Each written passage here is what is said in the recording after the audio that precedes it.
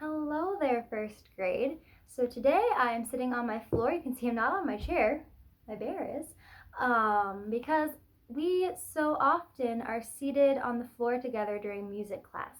We sit on the floor, sit in our circle spots, and that is one of my favorites because we're just sitting there all on the same level, doing our activities, our songs, sometimes playing games. So I am on my floor in my room, and that's how we're going to do music class today. So if you would like to tap the screen maybe, or whatever device you are using, pause the video and move to a spot where you can sit and maybe do some motions. We are going to do some singing and our finger play activities with some of them. So I'll let you get ready for that. We are going to start like we so often do by exploring pitch and practicing making our voices use those pitches. We've talked all school year long about how we use our head voice for high pitches and our chest voice for low pitches. You can feel them, like the way I'm talking right now. If I put my hand right here, just gently on my neck, I can feel a little bit of a vibration or a buzz because this is a lower pitch. Whereas if I was singing high, if you think like our owl that we had, that we can move it up high and we go woo, or up higher, that buzz isn't in my neck anymore. Woo, when I make high pitches. You can experiment with that a little bit.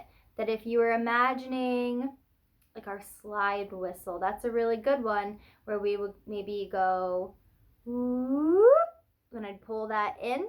If I put my hand gently on my neck and make that same sound, woo, I can feel the buzz at the beginning, but as my pitch gets higher, it stops, which is pretty interesting. Our bodies are made so creatively. So today, our main practice for pitch is going to be to do Big Pig. I am not sure how much we've done this in first grade, but it is a favorite across a lot of the classes because it's so silly. So there is a woman and she's talking to the big pig.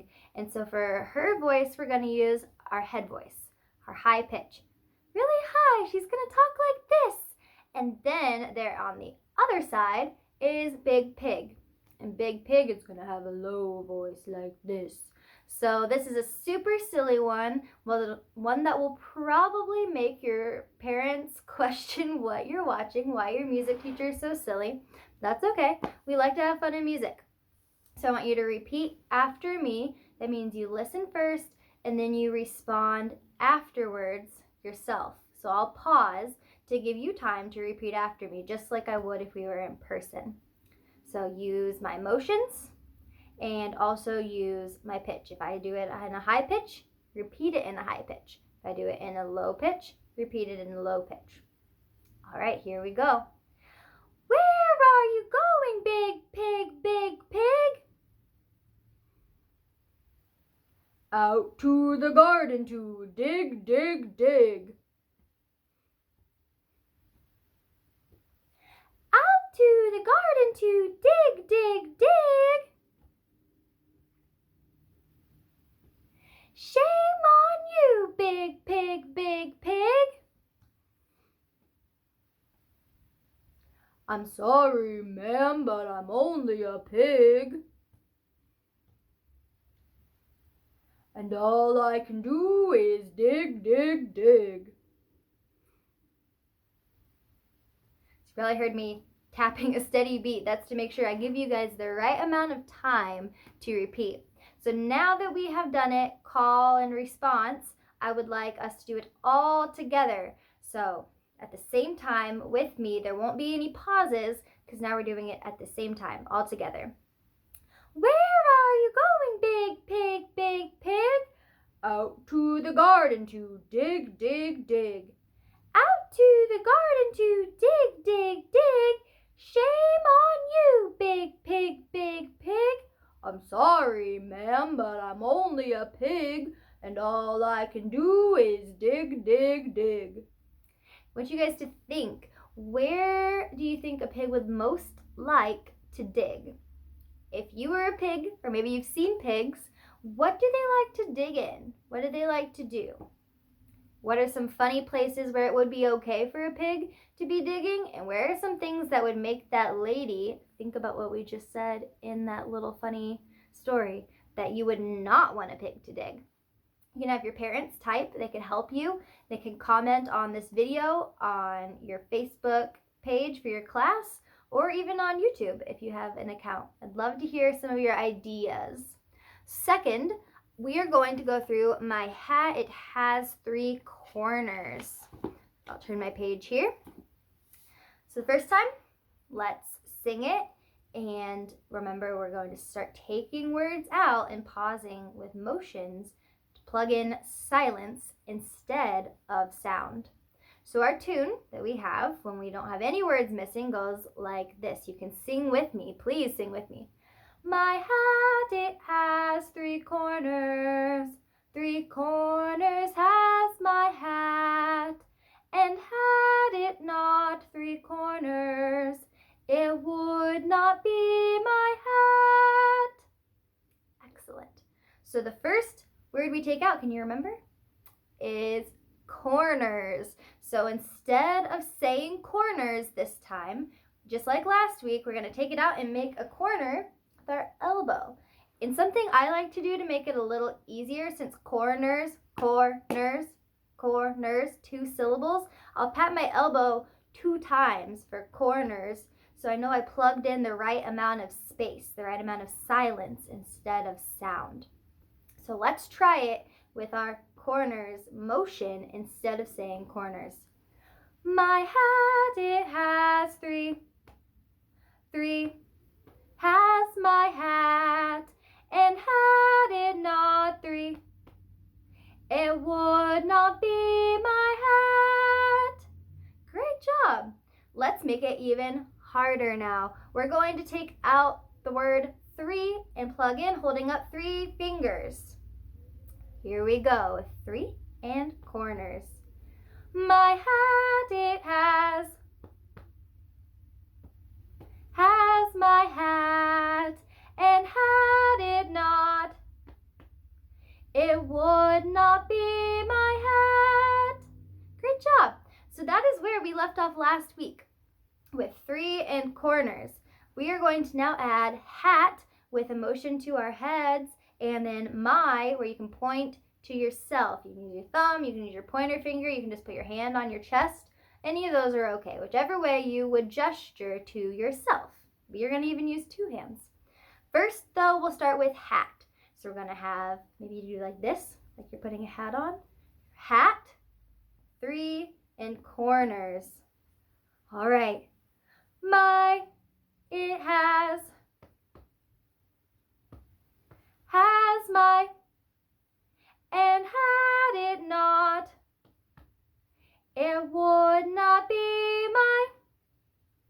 It's tricky, isn't it? All right, last time. This time we're going to gesture to ourselves for my. This is like level 4, the trickiest level of them all. And it has,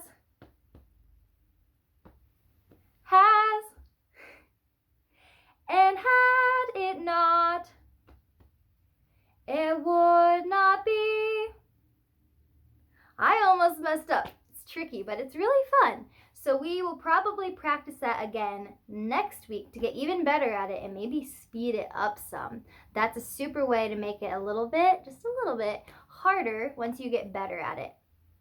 So the last thing we're going to do today is learn a song that I have not done with you. So if you know it, it's not from our music class this year, and it is called Old Joe Clark. You might have heard this as a song tale in the past, but it's also really funny. The lyrics are funny. It's all about this man named Old Joe Clark and all of these strange things that he does in his life and maybe his wife. I think there's a verse about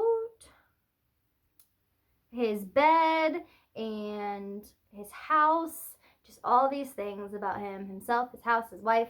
I know a verse about a dog. Maybe I'll incorporate that one of these days. But for now, we're going to start by learning the chorus. The chorus is the part that you probably hear a lot in songs you might listen to on the radio, because there will be a verse and then the chorus, and then a different verse, and then the chorus again. So I want you to listen. I won't always play guitar with it, but I thought a fun way to learn the chorus would be if I use my guitar. So it sounds like this. Fare thee well, old Joe Clark, fare thee well, I say. Fare thee well, old Joe Clark, ain't got long to stay. I think I might have played a chord wrong.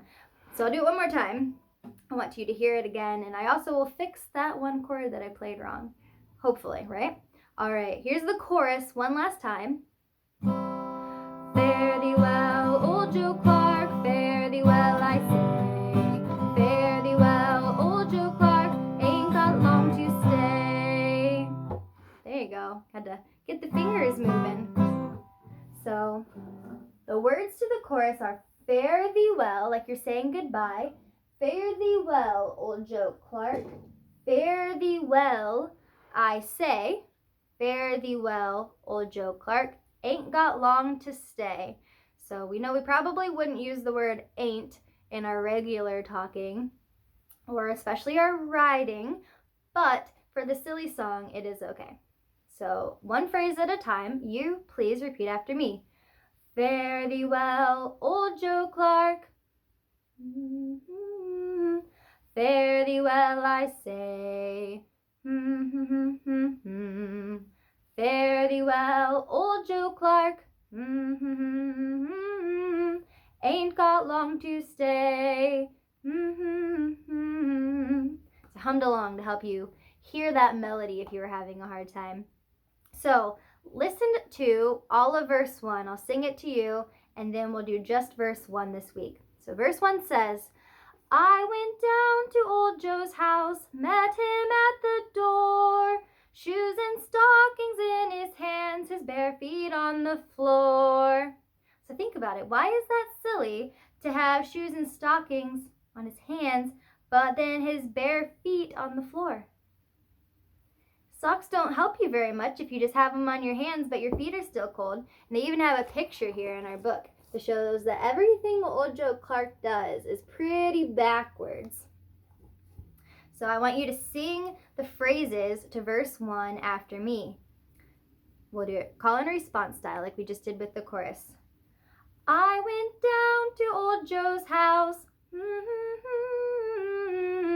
met him at the door, shoes and stockings in his hands,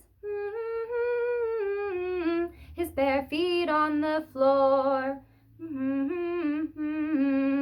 Chorus all together. See if you can sing it with me. Fare thee well, old Joe Clark. Fare thee well, I say. Fare thee well, old Joe Clark. Ain't got long to stay. I must have time to stay. Ain't got long to stay. The other verses are silly. His house, where he sleeps on a corn shuck bed, and you have to sleep on the floor, which is silly, like a songtail would be, right? He has a wife. This is my favorite one. Old Joe Clark, he had a wife named of Mary Lou. She had 2 great big brown eyes. The other 2 were blue. How many eyes does someone usually have? Not 4, right? So we will start learning more of that silly song, Old Joe Clark, and all of the verses. I might let you guys learn the one that's not in the book about the dog, because I think that one's really silly.